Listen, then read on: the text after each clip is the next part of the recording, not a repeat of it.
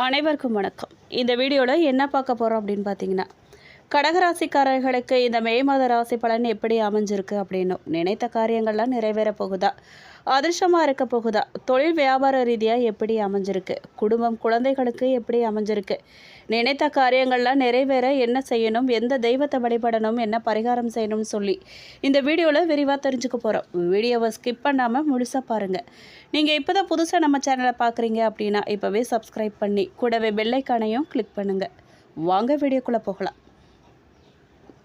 கடகராசிக்காரர்களுக்கு இந்த மே 2026 தொழில் மற்றும் பொருளாதார ரீதியாக பெரிய திருப்பங்களை ஏற்படுத்தும் மாதமாக அமைஞ்சிருக்கு. இந்த மாதத்தில் உங்கள் ஜாதக கட்டத்தின் மிக முக்கியமான 10ஆம், அதாவது கர்மஸ்தானம் மற்றும் 11ஆம் லாபஸ்தானம் வீடுகளில் கிரகங்கள் மிகவும் பலமாக இருக்குது. குறிப்பாக மே 11 அன்று உங்கள் ராசிக்கு யோகக்காரகனான செவ்வாய் 10ஆம் வீட்டில் ஆட்சி பெற்று நுழைவது உங்கள் உத்தியோகத்திற்கு ஒரு ராக்கெட் போன்ற வேகத்தை அளிக்கப் போகுது.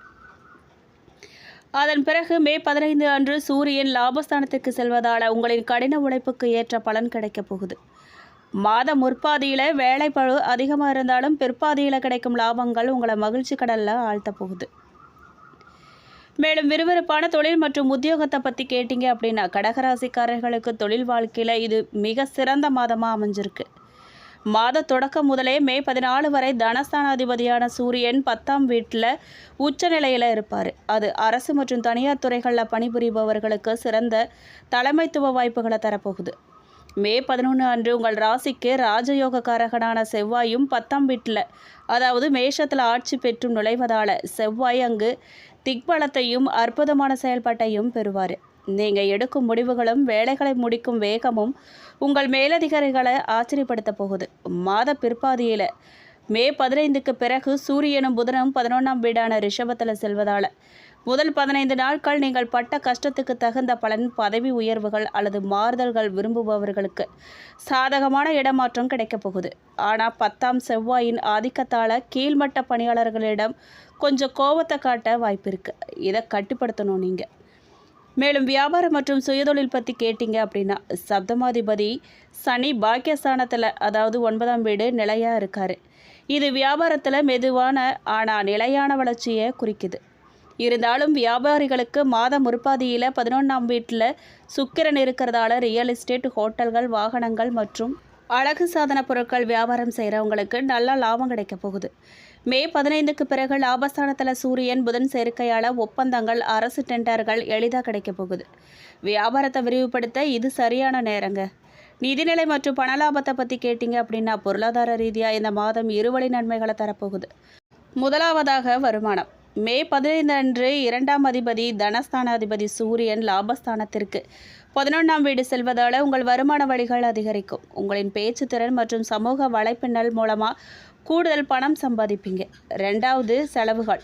மே 14 அன்று லாபாதிபதி சுக்கிரன் விரயஸ்தானமான 12ஆம் வீடு மிதுனத்தில் நுழைந்து பாக்கியாதிபதி குருவுடன் இணைவார். இதனால் உங்களிடம் பணம் இருந்தாலும் ஆடம்பர பொருட்கள் வாங்கவும், வீட்டை அழகுபடுத்தவும் அல்லது புனித பயணங்கள் மற்றும் வெளிநாட்டு பயணங்களுக்காகவும் செலவாகும்.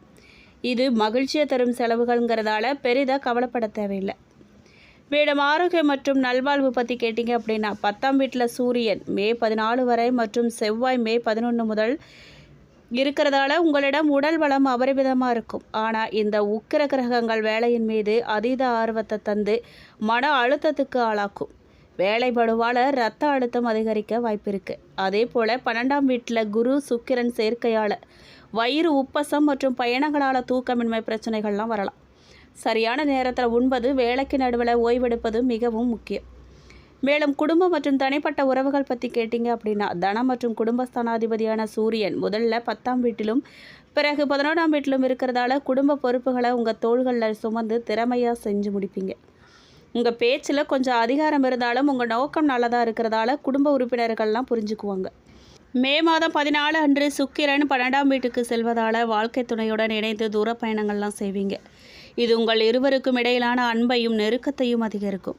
இருந்தாலும் 12ல் குரு இருக்கிறதால வீட்டில் ஏதேனும் பண்டிகை அல்லது சுப காரியங்களுக்காக உறவினர்கள் வருகை தந்து வீடு கலகலப்பாக இருக்கும். கல்வி மற்றும் மாணவர்களுக்கு எப்படி இருக்குது அப்படின்னு கேட்டிங்கன்னா, பஞ்சமாதிபதி செவ்வாய் 10ஆம் வீட்டில் பலமான நிலைக்கு செல்வதால் பொறியியல், மருத்துவம் மற்றும் காவல், இராணுவ சம்பந்தமான தேர்வுகளுக்கு தயாராகும் மாணவர்களுக்கு இது அற்புதமான நேரமாகும்.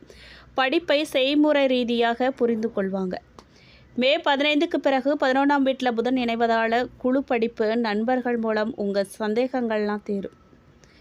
மேலும் 10ஆம் வீட்டில் செவ்வாயால் ஏற்படும் வேலைப்பளுவை குறைக்கவும் 12ல் குரு சுக்கிரனால் ஏற்படும் தேவையற்ற செலவுகளை தவிர்க்கவும் பரிகாரம் என்ன செய்யலாம் அப்படின்னு கேட்டிங்கன்னா, உங்கள் ராசியாதிபதி சந்திரன் மன அமைதிக்காக ஒவ்வொரு திங்கட்கிழமையும் சிவாலயத்தில் அபிஷேகம் செய்யுங்க மற்றும் செவ்வாய்க்கிழமைகளில் துர்க்கை அம்மனுக்கு சிவப்பு மலர்களால் அர்ச்சனை செய்யுங்க.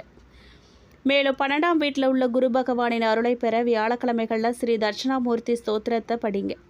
இது சரியான நேரத்தில் சரியான நிதி முடிவுகளை எடுக்க உதவும். மேலும் அலுவலகத்தில் செவ்வாயின் ஆக்ரோஷத்தால் சக ஊழியர்களோட நீங்கள் வாக்குவாதங்கள் வராமல் இருக்க உங்கள் கீழ் பணிபுரிபவர்களிடம் அன்பாகவும் பொறுமையாகவும் பேசுகிறதே சிறந்த பரிகாரமாக அமையும். மேலும் மே 15 முதல் லாபஸ்தானத்தில் 11ஆம் வீடு அதாவது சூரியன் புதன் சஞ்சாரம் நிதி ரீதியாக சிறப்பான லாபங்களை கொண்டு வரும். பழைய பாக்கிகள்லாம் உங்களுக்கு வசூலாகும். மே 11 அன்று செவ்வாய் 10ஆம் வீட்டில் நுழைந்து அற்புதமான ருசக யோகம் மற்றும் திக்பலம் தருவதால் அலுவலகத்தில் உங்களுக்கு நிகர் யாருமில்லை என்ற நிலை உருவாகும்.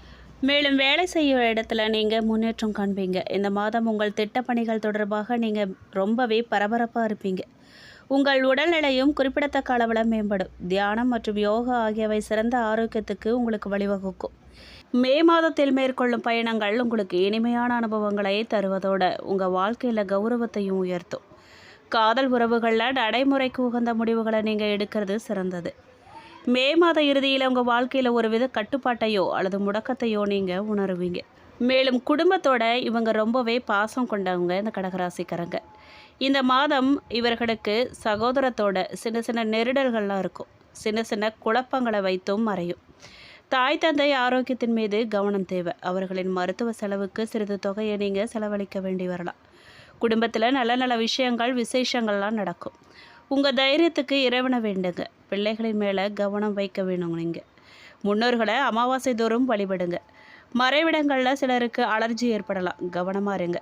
வாழ்க்கை துணையோடு இருந்து வந்த மனக்கசப்புகள்லாம் நீங்கி புதிய உத்வேகம் பிறக்கும். உங்களுக்கு தந்தையாருடன் சின்ன சின்ன வாக்குவாதங்கள்லாம் வந்து மறையும். உத்தியோகஸ்தர்களுக்கு நினைத்த இடத்துல நல்ல வேலை கிடைக்கும். வேலை செய்யும் இடத்துல அங்கீகரிக்கப்படுவீங்க. நீங்கள் தொழில் செய்கிறவங்க லாபகரமான முதலீடுகளில் யாரையுமே நம்ப வேண்டாம். உங்கள் மீது யார் மிகுந்த அன்பு வச்சுருக்காங்களோ அவங்கள நீங்கள் நம்புங்க. கலைத்துறையினர் கடுமையான உழைப்பின் மூலமாக முன்னேற வேண்டியதாக இருக்கும். நண்பர்களின் உதவியால் நன்மைகள் ஏற்பட வாய்ப்பு இருக்குது. கிடைக்கும் வாய்ப்பை நீங்கள் பயன்படுத்தி கொள்வது நல்லது. அரசியல்வாதிகள் வெளியூர் பயணம் செல்ல வேண்டியதாக இருக்கும். மேலிடத்துல இருந்து முக்கிய பொறுப்புகள்லாம் உங்கள் கையில் வந்து சேரும். சந்தோஷமான செய்திகளும் வந்து சேரும். மாணவர்கள் பாதியில் விட்ட படிப்பை தொடருவீங்க. படிப்பில் சாதனைகள் புரிய முயற்சி மேற்கொள்வீங்க. நல்ல நண்பர்களின் மூலமாக பல நன்மைகளை நீங்கள் பெறுவீங்க. பெண்களுக்கு தாயார் தாய் வழி உறவினர்களுடன் இருந்த மனக்கசப்புகள்லாம் குறையும். வீடு மனை வாகனம் யோகம் அமையும். நெடுநாளாக இந்த விஷயத்தில் இருந்த சுணக்க நிலை மாறும். மேலும் புனர்பூசம் நட்சத்திரம் 4ஆம் பாதக்காரர்களுக்கு இந்த மாதம் குடும்பத்தில் இருப்பவங்க நீங்கள் கூறுவதை ஏற்காம தங்களுடைய விருப்பப்படி எதையும் செய்வாங்க. தொழில் வியாபாரத்தில் இருந்த போட்டிகள் நீங்கும். சரக்குகளை வாடிக்கையாளர்களுக்கு அனுப்பும்போது கவனம் தேவை. மேலும் பூசம் நட்சத்திரக்காரர்களுக்கு இந்த மாதம் குடும்பத்தில் இருப்பவர்கள் உங்களுடன் அனுசரித்து போவாங்க. விசேஷ நிகழ்ச்சிகளில் குடும்பத்தினருடன் கலந்து கொள்ள நேரிடும். கணவன் மனைவிக்கிடையே இருந்த மன வருத்தங்கள் நீங்கும். மேலும் ஆயிலும் நட்சத்திரக்காரர்களுக்கு இந்த மாதம் பிள்ளைகளின் உடல்நிலையில் கவனம் தேவை. உங்களுக்கு திறமையாக செயல்பட்டு காரிய வெற்றி காண போகிறீங்க. மதிப்பும் மரியாதையும் கூடுங்க. மனோதைரியம் கூடும். மேலும் பரிகாரமாக நீங்கள் புதன்கிழமை தோறும் ஸ்ரீ ஹயக்ரீவ வழிபாடு மேற்கொள்ளுங்க. பொதுவாக இந்த மே மாதம் கடகராசிக்காரர்களுக்கு சிறப்பான மாதமாக அமைஞ்சிருக்கு. இந்த மாதத்தில் தொழிலில் நல்ல முன்னேற்றம் ஏற்படலாம். வெளிநாடு செல்வதற்கான வாய்ப்புகளும் கிடைக்கலாம். நீண்ட கால பிரச்சனைகள்லாம் இந்த மாதம் குறையுங்க. தன்னம்பிக்கையும் அதிகரிக்கும். புதிய வருமான ஆதாரங்கள்லாம் உருவாக வாய்ப்பு இருக்குது.